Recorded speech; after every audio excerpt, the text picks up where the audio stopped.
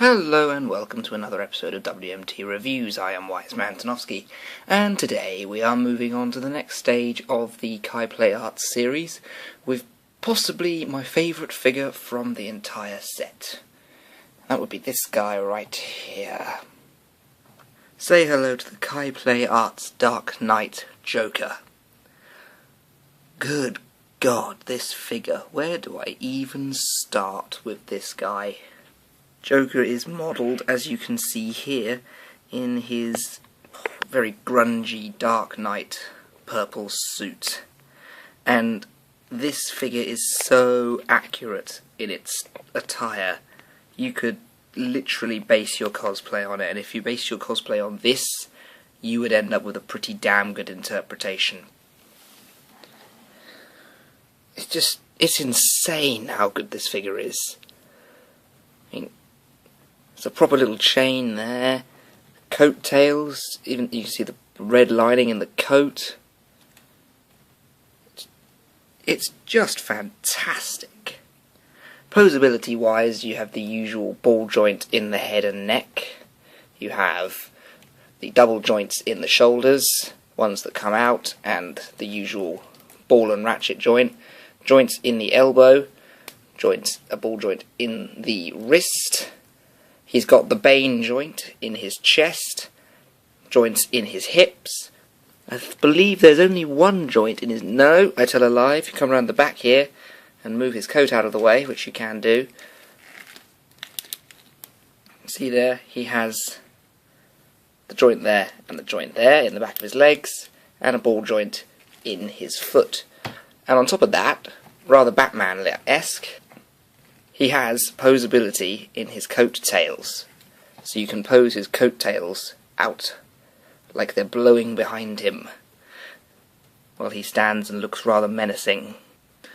Seriously, the posable coattails on this figure really do add a sense of movement and of just epic amounts of drama that you can get out of the poses. It just helps to make him look even more intimidating. I am overwhelmed by this figure. I really am.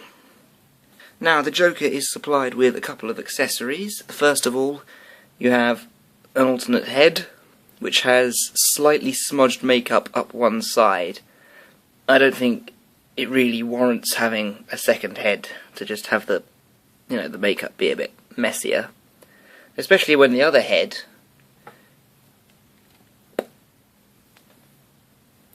is, pretty damn well moulded in itself. This is the only head I really need. Look at this. And I mean, is it really all that different from the other head?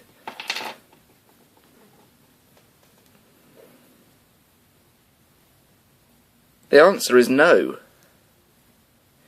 It really isn't.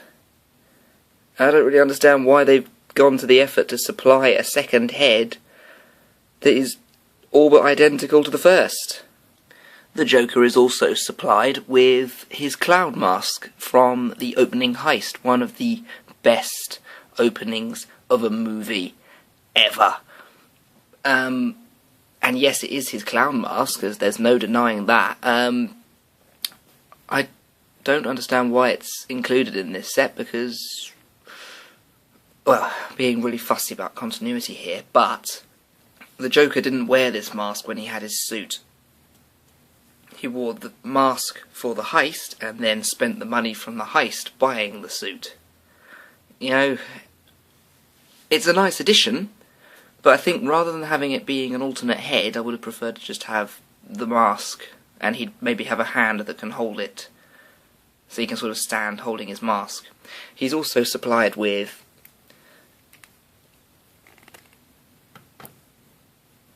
his little knife.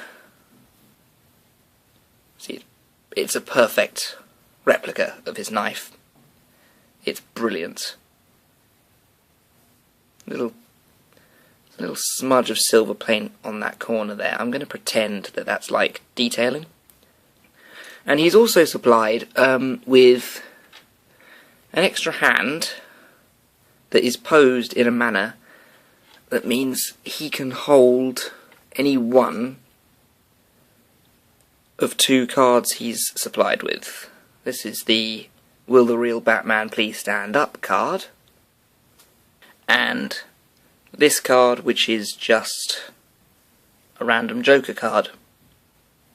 So you see here, he can hold the cards, if you like. To be honest, the fact that they are so small means that I just spent about 15 minutes, in all honesty, looking for the second one in between cuts there, because I thought I'd lost it again.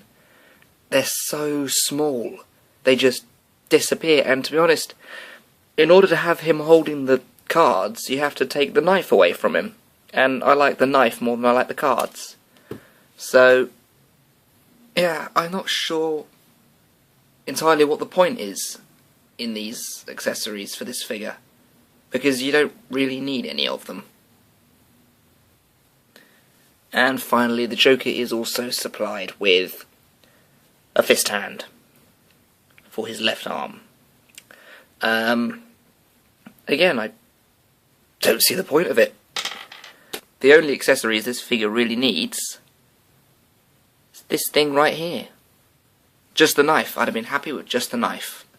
If you were going to insist on doing an alternate head, I would want more of a smudge than this face. Because yeah, I swapped them over. Did you even notice? I've only just noticed that I've swapped them over. Must have just picked up the wrong head when I was putting it back on. It really makes no difference at all. Don't get me wrong, I like the clown mask, but as I say, I don't think it needs this bit. I think it just needs to be a loose clown mask with a hand that can hold it. Original face, I love it. It's my favourite. It's the one that I always display it with.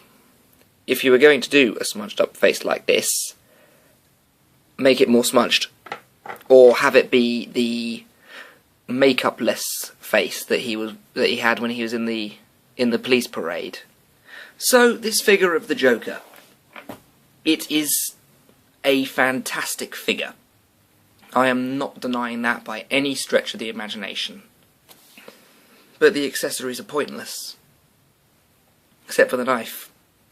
I mean, you've got all this down here, you know, spare heads, and, you know, fist, and cards that I'm terrified of losing, and the hand for the cards.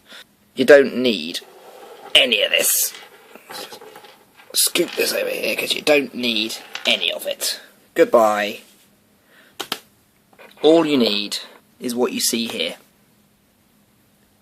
This fantastic figure of the Joker and its little knife.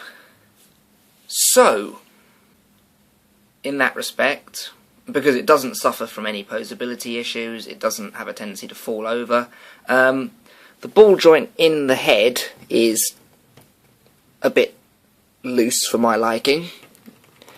It doesn't have the Darth Maul problem that Bane has, where I can come home and find him decapitated down the, across the middle.